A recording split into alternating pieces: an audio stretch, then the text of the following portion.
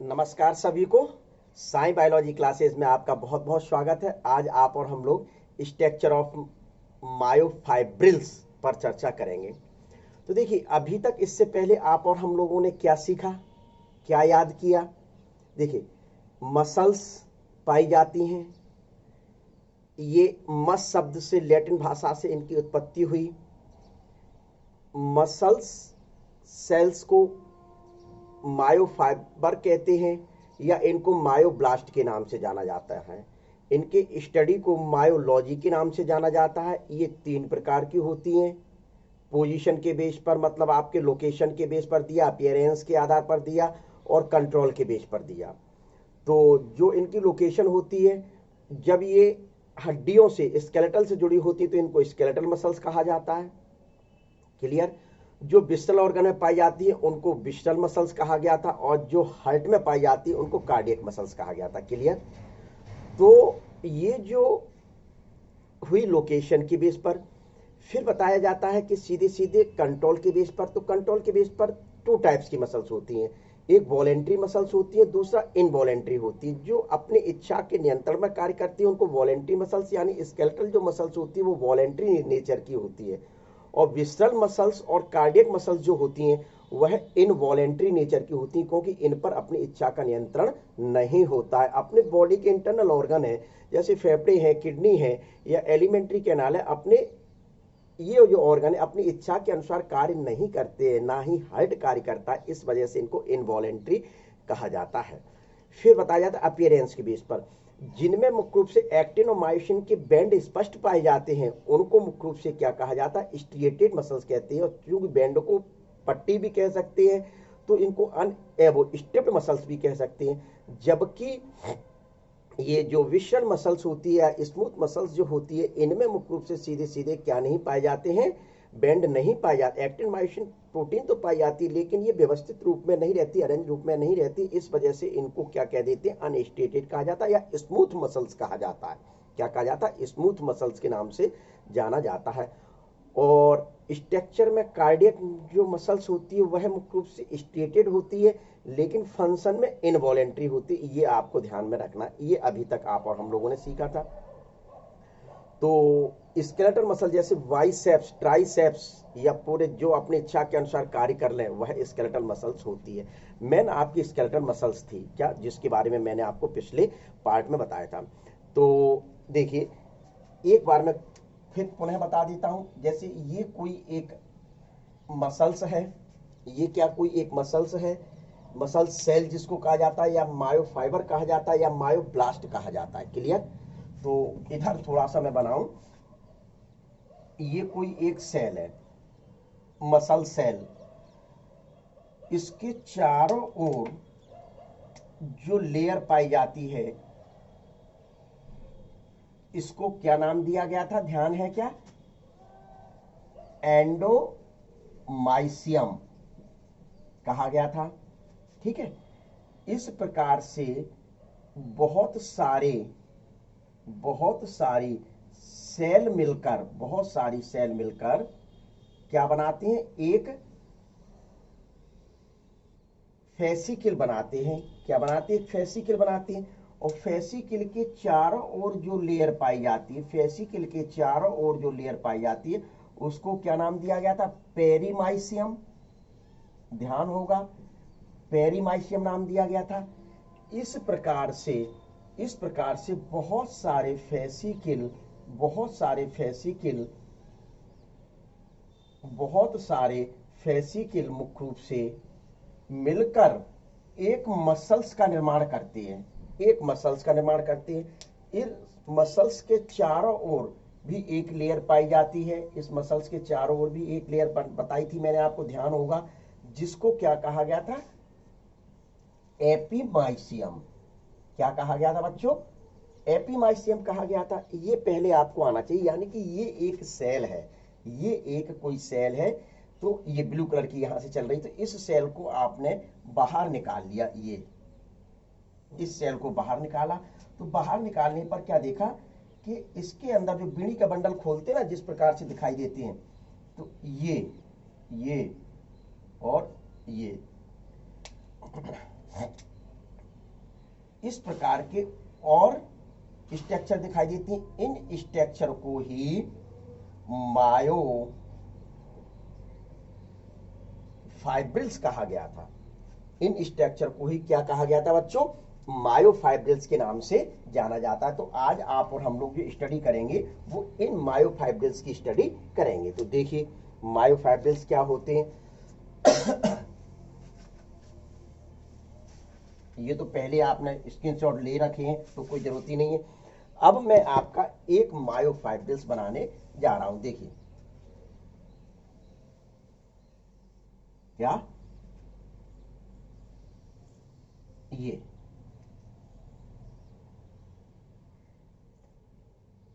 चलिए पूरा ही बना देता हूं पहले तो।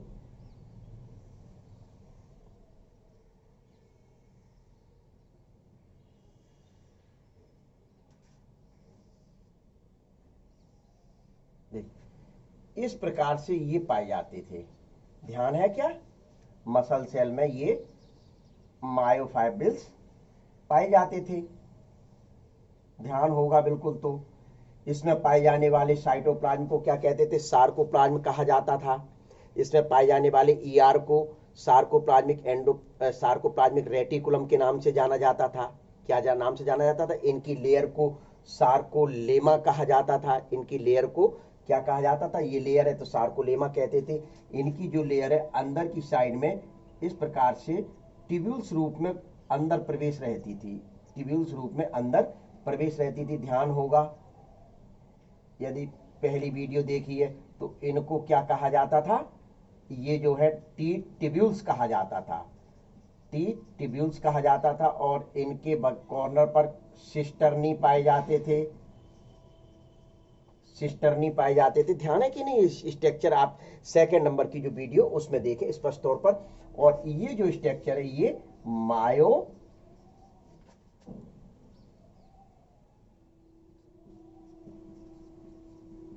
फाइब्रिल्स है। ये मायोफाइब्रिल्स, इस मायोफाइब्रिल्स में मुख्य रूप से ये इस प्रकार से एक्टिन और मायोसिन प्रोटीन पाई जाती थी। क्या?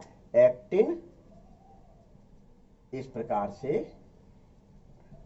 कुछ डार्क ये एक्टिन मायोसिन के बैंड पाए जाते थे। ये देखिए मैंने बना दिया। क्या ये बैंड पाए जाते थे? एक्टिन मायोसिन के बैंड पाए जाते थे। ये आपकी मायोफाइब्रिल्स हैं। तो आपको जो स्ट्रक्चर पढ़नी है वो इस मायोफाइब्रिल्स की स्ट्रक्चर पढ़नी है। सिर्फ इतने वाले भाग की आपकी जो लिखा है ना स्ट्रक्चर ऑफ मायोफाइब्रिल्स, तो इनकी स्ट्रक्चर मुख्य रूप से सिर्फ स्टडी करनी है आपको।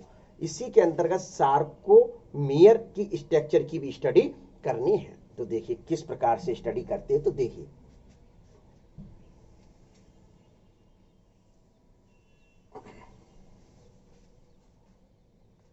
चलिए बच्चों, तो एक मायोफाइब्रिल्स में बनाने जा रहा हूं। तो लाइन खींच लें आप और हम लोग। बहुत लंबा मैं बनाऊंगा स्पष्ट, जिससे बिल्कुल क्लियर हो जाए। ये देखिए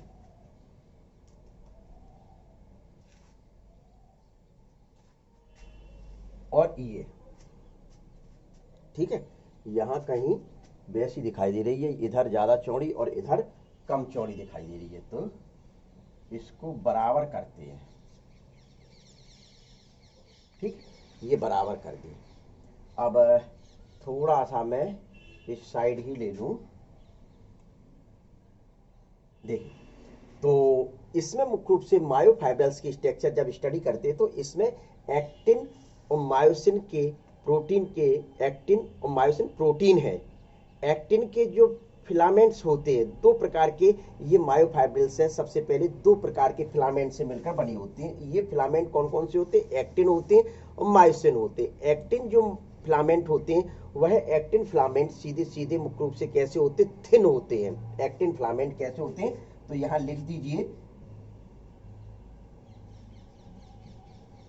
एक्टिन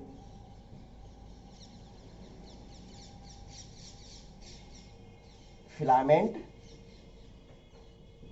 थिन होते हैं, यानी कि पतले होते हैं। ये लाइट कलर के होते हैं। ये कैसे होते हैं? लाइट कलर के होते हैं। और मुख्य रूप से कैसे होते हैं? आइसोट्रॉपिक होते हैं, आइसोट्रॉपिक होते हैं। कैसे होते हैं? आइसोट्रॉपिक होते हैं। दूसरे जो रहते हैं वह है मायोसिन। मायोसिन तो पहले मैं यहां बना दूं, एक्टिन फिलामेंट्स बना देता हूं। देखिए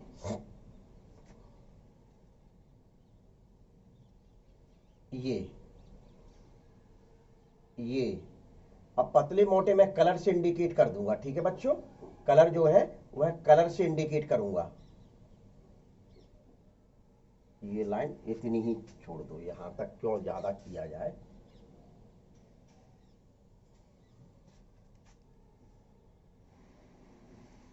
देखिए ये पाए जा रहे हैं, इधर में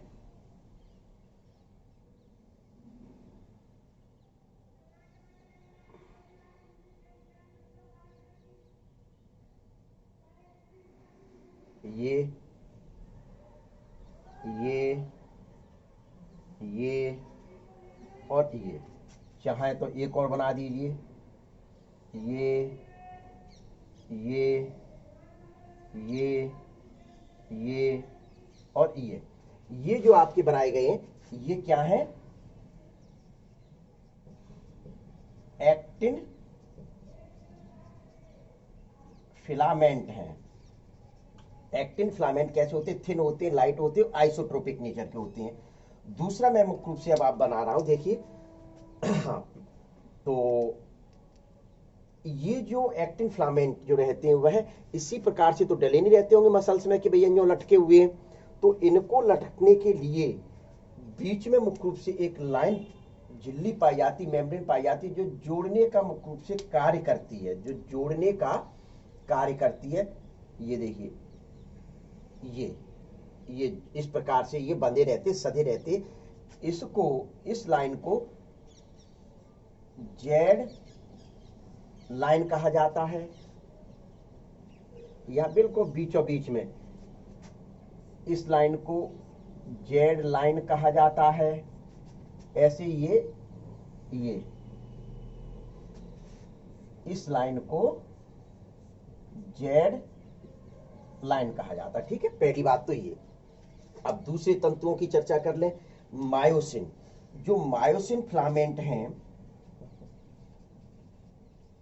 मायोसिन फिलामेंट हैं, ये कैसे होते हैं बच्चों? थिक होते हैं, डार्क होते हैं। कैसे होते हैं? मुख्य रूप से डार्क होते हैं, काले होते हैं। कैसे होते हैं? काले होते हैं। और एन आइसोट्रॉपिक, कैसे होते हैं? एन आइसोट्रॉपिक होते हैं। तो बच्चों बना दिया जाए तो मैं इनको जो है मायोसिन को मैं ब्लू कलर से रिप्रेजेंट करूंगा। कैसी कलर से रिप्रेजेंट करूंगा? ब्लू कलर से रिप्रेजेंट करूंगा। तो देखिए ये मोटे होते हैं, इस वजह से मोटे को मुख्य रूप से कैसे प्रदर्शित करें? तो ब्लू कलर से प्रदर्शित कर देते हैं। ये प्रदर्शित कर दिया, ये प्रदर्शित कर दिया, ये प्रदर्शित कर दिया, ये प्रदर्शित कर दिया, और ये। तो इनको क्या कहा जाता है? ये जो है ये मायोसिन, मायोसिन फिलामेंट हैं। अब ये मायोसिन फिलामेंट भी ऐसे ही नहीं डले रहते होंगे, ये ऐसे ही नहीं डले रहते होंगे, इनको भी जोड़ने के लिए बीच में कोई लाइन होती होगी। तो इस लाइन को मैं ब्लैक कलर से रिप्रेजेंट कर रहा हूं, बीचों बीच पाई जाती है। इस वजह से इस लाइन को एम लाइन कहा जाता है। क्या कहा जाता है? इस लाइन को देखिए, ये मैंने बना दी बिल्कुल बीचों बीच। किसके बीचों बीच? मायोसिन के बीचों बीच पाई जाती है, मायोसिन प्रोटीन के बीचों बीच पाई जाती है। इस वजह से इसको मिडिल में पाई जाती है। तो मिडिल मतलब एम लाइन कहा जाता है। एम लाइन के द्वारा ये सधे हुए रहते। सबसे पहले आप ये चीज समझ लें, इसका एक स्क्रीनशॉट ले लें, क्योंकि ये बना रहने देगा। इसको मैं बार बार यहां से यहां तक मैं बार बार मिटा दूंगा। पहली बात तो ये क्लियर कर लें ये मायोफाइब्रिल्स हैं। ये ब्लैक कलर के ये जो लाइंस मैंने बनाई हैं, इनको मुख्य रूप से एक्टिन फिलामेंट्स कहा जाता है। ये पतले होते हैं, आइसोट्रोपिक नेचर के होते हैं। पहली चीज ये जो रहते हैं, इनका जो बैंड होता है वह आइसोट्रोपिक नेचर का होता है। पहली बात तो ये है कि जो आई बैंड जिसको कहा जा रहा है, आई बैंड कहा जा रहा है। तो ये आई बैंड जो रहता है वह आइसोट्रोपिक नेचर का होता है, हकीकत में बताऊं, ठीक है। तो और मायोसिन के ये जो ब्लू कलर के बनाए हैं तो ये थिक होते हैं, डार्क होते हैं, और इनका जो बैंड होता है, जिसको बैंड को ए बैंड कहा जाता है, एन आइसोट्रोपिक बैंड, क्या कहा जाता है, एन आइसोट्रोपिक बैंड कहा जाता है। तो अब आप और हम लोग मुख्य रूप से दो लाइन पर चर्चा की कि जेड लाइन क्या होती है। जेड लाइन वह लाइन या मेम्ब्रेन होती है जो कनेक्टिव टिश्यू की बनी होती है। कनेक्टिव टिश्यू अभी मैं लिख के बता दूंगा, कनेक्टिव टिश्यू की मुख्य रूप से बनी हुई एक झिल्ली होती है जो एक्टिन फिलामेंट्स को साधने का कार्य करती है, एक्टिन फिलामेंट को साधने का कार्य करती है। एम लाइन क्या होती है, एम लाइन मुख्य रूप से सीधे सीधे मायोसिन फिलामेंट्स के सेंटर में पाई जाती, मिडिल पार्ट में पाई जाती, इस वजह से इसको एम लाइन कहा जाता है। यह भी कनेक्टिव टिश्यू की बनी हुई मेम्ब्रेन होती है जो मायोसिन फिलामेंट्स को साधने का कार्य करती है। पहली चीज तो ये। अब आप इसका ले लीजिए पहले स्क्रीनशॉट इतने का, फिर मैं बताने जा रहा हूं, इसको मिटा दूं मैं। चलिए, अब आप और हम लोग ये पता चल गया एक्टिन कौन से हैं और मायोसिन फिलामेंट कौन से, तो इसको भी मैं मिटा रहा हूं। तो देखिए, क्योंकि यहाँ बैंड आपको लिखने पड़ेंगे, अब बैंड पर चर्चा अपनी चलेगी, ठीक है। तो देखिए, पहले इसको आप हटा दीजिए और इसको भी हटा दीजिए। अब आप और हम लोग बैंड पर चर्चा करते हैं। तो सबसे पहले मुख्य रूप से किस बैंड पर, ब्लू कलर के बैंड पर चर्चा करेंगे। तो ब्लू कलर का जो बैंड है वह बैंड मुख्य रूप से क्या, ए बैंड क्या होती है। तो देखिए, ए बैंड, इनका ए बैंड कौन सा स्थान होगा, ये देखिए यहां से यहां तक का ये वाला स्थान, ये मैं रेड कलर का बना रहा हूं, ये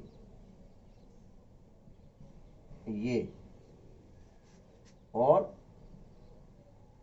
ये स्थान क्लियर दिखाई दे रहा है, इट विजिबल दिखाई दे रहा है। नहीं, इसको ऐसा करते हैं अपन, ब्लैक से बना देते हैं इस लाइन को। आप और हम लोग किससे बनाते हैं, ब्लैक से बनाते हैं। तो देखिए,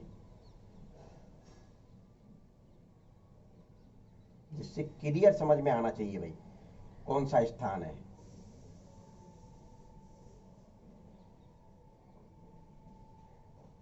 देखिए, ये वाला जो स्थान है, क्या ये वाला जो स्थान है डॉट डॉट करके बनाया गया है, ये जो स्थान है, इस स्थान को क्या कहा जाता है, ए बैंड कहते हैं।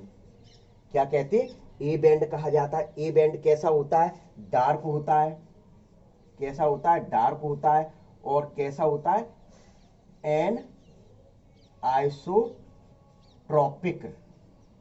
अर्थात इसी वजह से इसको ए बैंड कह दिया गया। क्या कह दिया गया, ए बैंड कहा जाता है। अर्थात ए बैंड मायोसिन का प्रोटीन का बना हुआ है। ये मुख्य रूप से क्या है, एक्टिन प्रोटीन के जो तंतु होते हैं उनके बीच में घुसे हुए रहते हैं। वो ये कहते हैं कि नहीं भैया, मेरा जो स्थान है मैं अपने स्थान को नाम से जाना जाऊंगा। इनका जो पूरा स्थान होता है, क्या ए बैंड का पूरा स्थान होता है, वही मुख्य रूप से कहलाता है। तो यहाँ मैं कुछ लिखना चाहूंगा। देखिए, ए बैंड के बारे में लिख दूं बात।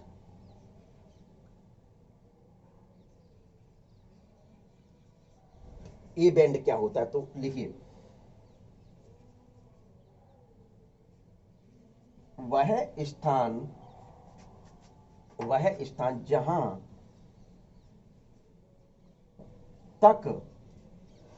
जहां तक मायोसिन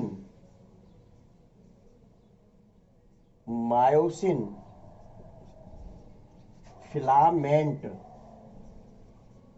मायोसिन फिलामेंट, ये मैं थिक और थिन के वर्ड यूज कर रहा हूं। चलिए, बिल्कुल थिक फिलामेंट, क्यों छोटा लगेगा,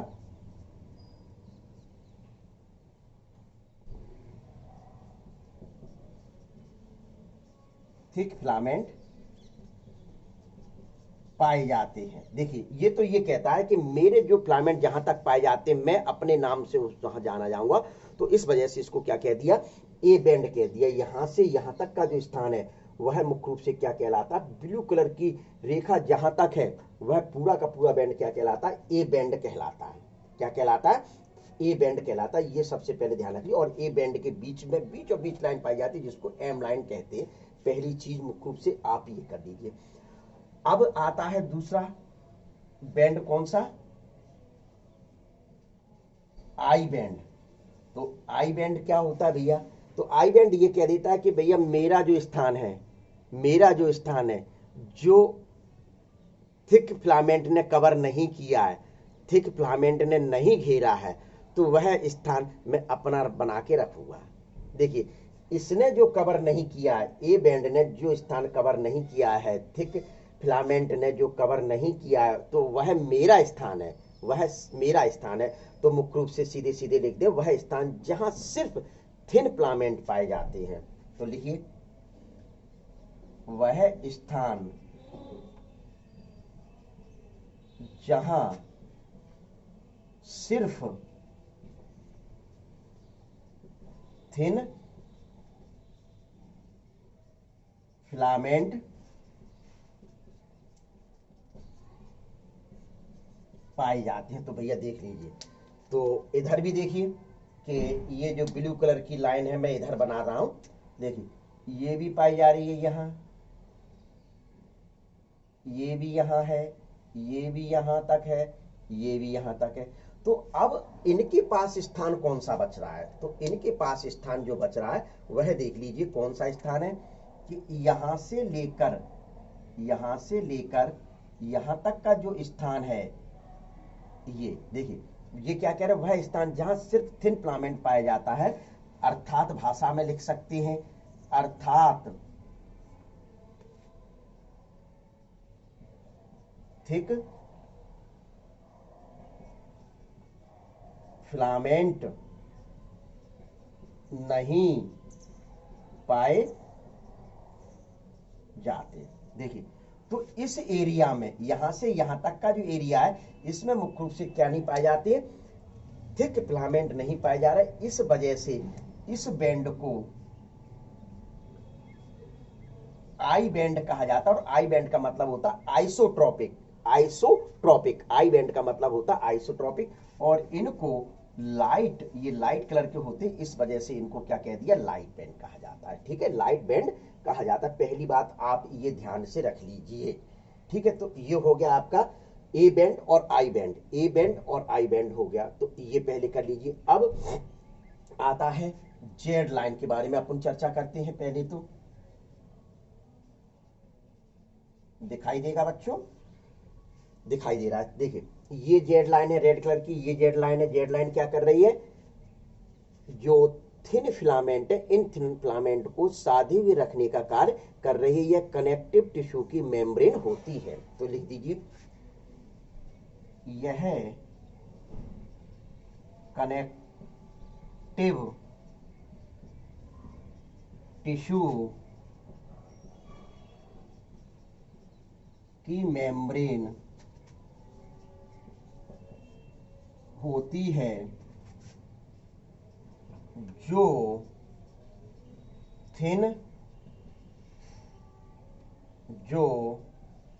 थिन फिलामेंट को साधने का कार्य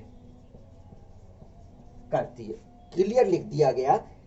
ये रेड कलर की है, यह देखिए, ये इस प्रकार से थिन फिलामेंट डले तो नहीं रहेंगे, एक्टिन के फिलामेंट जो है डले तो नहीं रहेंगे, इनको कुछ साधने का भी कार्य करेगा। तो साधने के लिए कौन सी कनेक्टिव टिश्यू की रेड कलर की जो बनाई है, वह मुख्य रूप से एक कनेक्टिव टिश्यू की बनी हुई मेम्ब्रेन है, जो थिन फिलामेंट या एक्टिन प्रोटीन के बने हुए फिलामेंट जो होते हैं उनको साधने का कार्य करती है। दो जेड लाइन के बीच की जो दूरी होती है, दो जेड लाइन के बीच का जो एरिया होता है, उस एरिया को सार्कोमियर कहा जाता है। तो यहां से और यहां तक का जो एरिया है, विशेष तौर पर यहां से यहां तक का जो एरिया है, वह क्या कहलाता है, सार्कोमियर कहलाता है। वह क्या कहलाता है, सार्कोमियर कहलाता है। तो सबसे पहले आप इनका स्क्रीनशॉट ले लीजिए, फिर आप चर्चा करते हैं जेड लाइन के बाद एम लाइन पर चर्चा करते हैं। तो ले लीजिए इसका स्क्रीनशॉट। देखिए, ऐसे धीरे धीरे मिटाना पड़ेगा, क्योंकि ये आपको दिखाई देने चाहिए। ये मिटा लिए, चलिए देखिए, अब क्या आता है, जेड लाइन के बाद अपन चर्चा करते हैं, ये ब्लैक कलर की जो लाइन है इस पर चर्चा करते हैं,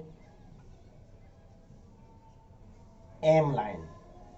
एम लाइन क्या होता है, यह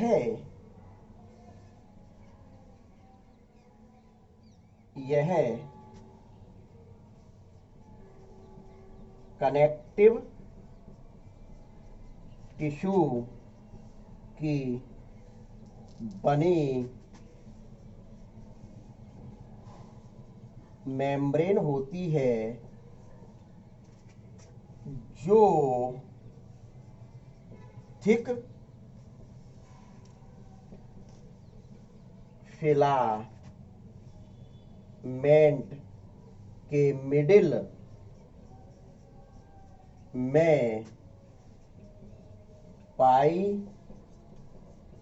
जाती है और थिक फिलामेंट को साधने का कार्य करती है। तो देखिए बिल्कुल जो ब्लू कलर की जो लाइन है जिनको आप क्या कह रहे हैं, थिक फिलामेंट कह रहे हैं, और यह मायोसिन प्रोटीन के बने हुए रहते हैं, इनके सेंटर में एक लाइन पाई जाती है जो इनको साधने का कार्य करती है, उसी को क्या कह देते हैं, एम लाइन कहती है। उसी लाइन को क्या कहा जाता है, एम लाइन कहा जाता है। तो सबसे पहले तो ये एम लाइन होता है। अब यहां आता है कि अभी मैंने जैसे कहा था कि जेड लाइन के बीच का, दो जेड लाइन के बीच का जो एरिया होता है जिसको सार्कोमेयर कहा जाता है, दो जेड लाइन के बीच का जो एरिया होता है इसको सार्कोमेयर के नाम से जाना जाता है। किस नाम से जाना जाता है, सार्कोमेयर के नाम से जाना जाता है। तो सार्कोमेयर के बारे में पहले चलिए आप इसमें एक चीज और मैं बताना चाह रहा हूं, एच जोन, क्या इसमें जो ये वाला जो एरिया है ए बैंड, ये पूरा आपका बना हुआ जो थिक फिलामेंट का एरिया, इसमें एक जोन और पाया जाता है जिसको एच जोन कहते हैं। कौन सा जोन कहते हैं, एच जोन कहते हैं। सार्कोमेयर पे अपन स्पेशली अलग से चर्चा करेंगे। एच जोन कहा जाता है। तो एच जोन मुख्य रूप से कौन सा एरिया होता है, थिक फिलामेंट का वह स्थान जहां पर थिन फिलामेंट नहीं पाए जाते। देखिए ये आपका क्या कौन सा स्थान है, ये वाला स्थान ए बैंड वाला स्थान है। तो ए बैंड का वह स्थान, ए बैंड का वह स्थान, या ये कह दिया थिक फिलामेंट का वह स्थान जहां पर थिन फिलामेंट नहीं पाए जाते हैं। देखिए सीधे सीधे मैं चर्चा करना चाह रहा हूं कि इतने एरिया में ये एंट्री है, इतने एरिया में मुख्य रूप से किसकी एंट्री है, थिक फिलामेंट, थिन फिलामेंट में इस एरिया में, इतने एरिया में घुसे हुए हैं। तो एच जोन मुख्य रूप से कौन सा एरिया है, एच जोन कौन सा एरिया है, तो एच जोन एरिया मैं केवल यहां रेड से रिप्रेजेंट कर रहा हूं। देखिए ये वाला जो एरिया है,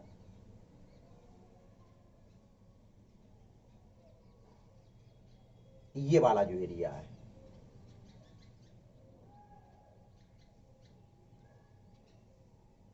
ये वाला जो एरिया, ये यहां से लेकर, यहां से लेकर यहां तक का जो स्थान है, इस स्थान को क्या कहा जाता है, एच जोन कहा जाता है। क्या कहा जाता है, ये रेड लाइन और ये रेड लाइन, मतलब इसको जेड लाइन नहीं कह रहे हैं, ये देखिए मैंने यहीं तक बनाई है विशेष तौर पर, ये लाइन और ये लाइन जो है, ये दोनों लाइन जो खींच दी है, तो इनके बीच का मतलब ये कहा जा रहा है कि थिक फिलामेंट का वह स्थान जहां थिन फिलामेंट नहीं पाए जाते हैं, थिक फिलामेंट का वह स्थान जहां पर थिन फिलामेंट नहीं पाए जाते, अर्थात सिर्फ थिक फिलामेंट वाला एरिया जो होता है वह एच जोन कहलाता है। तो देखिए सिर्फ और सिर्फ थिक फिलामेंट का, तो देखिए लिख दीजिए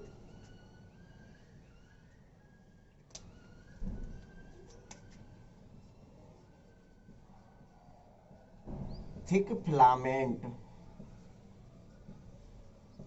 का वह स्थान या एरिया जहां थिन फिलामेंट, थिन फिलामेंट नहीं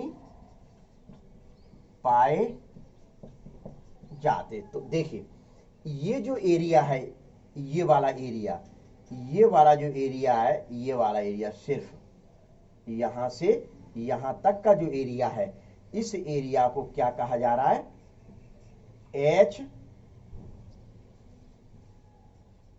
जोन कहा जा रहा है। क्या कहा जा रहा है, ये वाला जो एरिया, इस एरिया को क्या कहते हैं, एच जोन कहा जाता है। तो क्लियर समझ लें आप, थिक फिलामेंट का वह स्थान जहां पर थिन फिलामेंट नहीं पाए जाते हैं। तो देखिए इनके बीच में ये देखिए ये नहीं पाए जा रहे, नहीं यहां तक था, तो इस वजह से क्या कह दिया कि इस स्थान को क्या कह दिया, एच जोन कहा जाता है। तो अब इसका ले लीजिए आप स्क्रीनशॉट, एक एक करके बिल्कुल क्लियर होना चाहिए कि कहां कौन सी चीज है। ले लिया स्क्रीनशॉट। अब आप आ जाइए सीधे सीधे सार्कोमियर पर चर्चा करते हैं। आप और हम लोग किस पर चर्चा करते हैं, सार्कोमियर पर। देखिए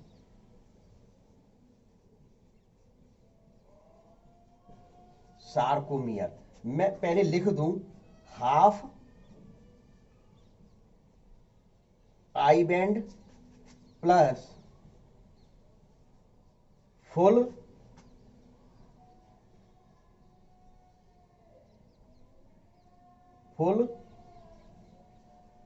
A band plus half I band. देखिए क्लियर लिखा हुआ है, क्लियर लिखा, कोई कंफ्यूजन वाली बात ही नहीं है। देखिए सीधी सीधे मैं क्या कह रहा हूं कि हाफ आई बैंड यहां से इधर मेरा वाला और इधर मेरा वाला, ये दूसरी साइड का गया, ये जेड लाइन है, ये जेड लाइन है। क्या, तो दूसरी भाषा में मैं लिख दूं, दूसरी भाषा में मैं यहां क्या लिख दूं, देखिए दो जेड लाइन के बीच का एरिया, दो जेड लाइन के बीच का एरिया सार्कोमियर कहलाता है। दो जेड लाइन के बीच का एरिया क्या कहलाता है, सार्कोमियर कहलाता है। तो दो जेड लाइन करिए, देखिए एक जेड लाइन ये, एक जेड लाइन ये, तो इसके आधे यहां से यहां तक का और यहां से यहां तक का मुख्य रूप से, तो हाफ ये लिख दिया, हाफ ये लिख दिया। आई बैंड हाफ इधर हो गया, देखिए आई बैंड ये है, देखिए यहां से, देखिए यहां से यहां तक का ये जो बैंड है हाफ है, ये हाफ है, और ऐसे ही यहां से यहां तक का ये जो है वह हाफ है, ये यहां से कर देते तो फुल हो जाता। तो हाफ आई बैंड एक सार्को एक जेड लाइन का, और दूसरा मुख्य रूप से हाफ इसका इधर, और फुल ये यहां से यहां तक का जो है वह मुख्य रूप से क्या है, फुल ए बैंड है। फुल क्या है, ए बैंड है। तो वह स्थान मुख्य रूप से क्या कहलाता है, वह स्थान क्या कहलाता है, सीधे सीधे आपका सार्कोमियर कहलाता है। क्या कहलाता है, सार्कोमियर कहलाता है। अब ये चीज हो गई। अब यदि कोई पूछता है कि सार्कोमियर की लंबाई क्या होती है, सार्कोमियर की जो लंबाई होती है वह 2.5 म्यू होती है, 2.5 म्यू होती है। तो इसका तात्पर्य यह हुआ कि जो, अब कोई कह दे कि आई बैंड की कितनी होती है, आई बैंड की, तो आई बैंड की 1 म्यू होती है, और ए बैंड की मुख्य रूप से कितनी होती है, 1.5 म्यू। ए बैंड की कितनी होती है, 1.5 म्यू। तो आधे की कितनी हो जाएगी, सीधे 2.5 म्यू लिखा है, तो आधे की करेंगे, एक का आधा कितना होता है, 0.5 म्यू। इधर भी आ जाएगा 0.5। ये नहीं कि आपने पूरा एक ही ले लिया, अरे सर ऐसा करते यहां से यहां तक का एरिया कवर कर लेते हैं ना, तो काय के लिए अपन डबल डबल लिखे, नहीं बेटा, दो जेड लाइन के बीच की दूरी होती है, दो जेड लाइन के बीच का एरिया ही सार्कोमियर कहलाता है। तो मैं यहां क्लियर कर देता हूं कि यहां से यहां तक का, इस वजह से इधर कुछ मैंने लिखा नहीं था, विशेष ध्यान रखें, यहां से यहां तक का जो एरिया है वही एरिया मुख्य रूप से क्या कहलाता है, सार्कोमियर कहलाता है। देख लीजिए, ठीक है। तो इस प्रकार से सार्कोमियर की भी स्ट्रक्चर को आप आसानी से समझा सकते हैं। तो एक बार पुनः मैं रिवाइज करा रहा हूं, क्या क्या मैंने इसमें बताया था। इसमें क्या क्या चीज बताई कि इसमें किसी भी मायोफाइब्रिल्स में दो प्रकार के फिलामेंट पाए जाते हैं। एक एक्टिन फिलामेंट होते हैं जो पतले होते हैं यानी थिन होते हैं और लाइट कलर के होते हैं। दूसरे फिलामेंट होते हैं जो थिक होते हैं, यानी मोटे होते हैं, जो डार्क कलर के होते हैं। कैसे होते हैं, डार्क कलर के होते हैं। क्लियर, पहली चीज ये। थिन फिलामेंट को साधने के लिए जेड लाइन पाई जाती है, दो जेड लाइन के बीच का एरिया सार्कोमियर कहलाता है। दूसरी चीज ये हुई। जो दूसरी जो लाइन नीले कलर की दिखाई दे रही है, जो मुख्य रूप से क्या कहलाती है, मायोसिन फिलामेंट कहलाते हैं। ये मोटे होते हैं, इस वजह से इनको थिन फिलामेंट कह देते हैं। क्या कह देते हैं? थिन फिलामेंट कहा जाता है। और इस बैंड को ए बैंड कहा जाता है, अर्थात ये एन आइसोट्रॉपिक होते हैं। तो देखिए पूरा का पूरा नीली जो लाइन है, उस लाइन को मुख्य रूप से ए बैंड कहा जा रहा है। पूरी की पूरी जो नीली लाइन है, इस बैंड को क्या कहा जा रहा है? ए बैंड कहा जा रहा है। इसको डार्क बैंड भी कह सकते हैं। एन आइसो, ए का मतलब एन आइसो होता है। ए का मतलब क्या होता है? N iso. यदि चाहें तो आप यहाँ पहले एन आइसो लिख दें, एन आइसोट्रॉपिक बैंड भी कह सकते हैं ब्रैकेट में।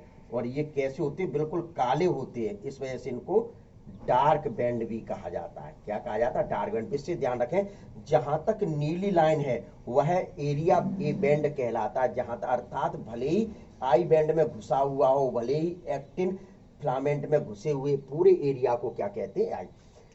आई बैंड किसको कहा गया था? आई बैंड ये कहता भैया मेरा जो शेष स्थान बचा है, थिक फिलामेंट ने कवर कर लिया, उस स्थान को छोड़ दिया जाए, वही मेरा एरिया क्या कहलाता है? आई बैंड कहलाता है। तो सीधे सीधे क्या कहलाया कि ये देखिए यहां से यहां तक की ये नीली लाइन है, तो ये तो क्या हो गया आपका ए बैंड।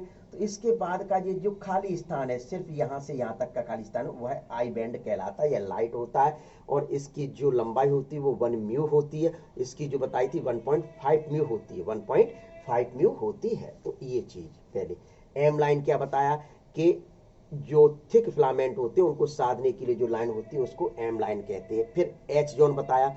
एच जोन का मतलब है सिर्फ थिक फिलामेंट जिस एरिया में पाए जाते हैं, थिन फिलामेंट नहीं पाए जाते हो। तो यहां से यहां तक आप देखेंगे तो इनमें थिन फिलामेंट नहीं है, थिन फिलामेंट नहीं है। रेड कलर की ये वाली जो लाइन है, ये वाली लाइन जो है, ये वाली लाइन जो है, यहां तक का जो एरिया है वह एरिया मुख्य रूप से क्या कहलाता है? एच जोन कहलाता है। क्या कहलाता है? एच जोन कहलाता है। और सार्कोमियर क्या होगा? सार्कोमियर क्या होता है?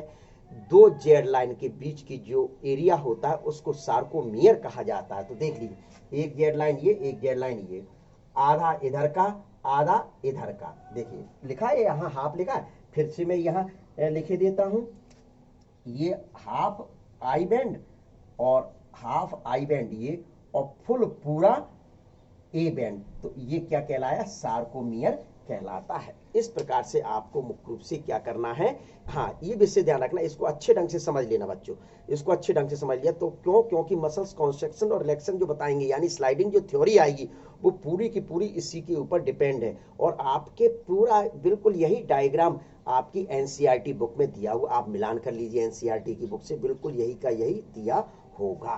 तो ये है आपका, देख लीजिए, इसका ले लीजिए अब स्क्रीनशॉट। वैसे स्क्रीनशॉट आपको कई बार लेना पड़े थे, ठीक है, तो ये कर लीजिए तैयार।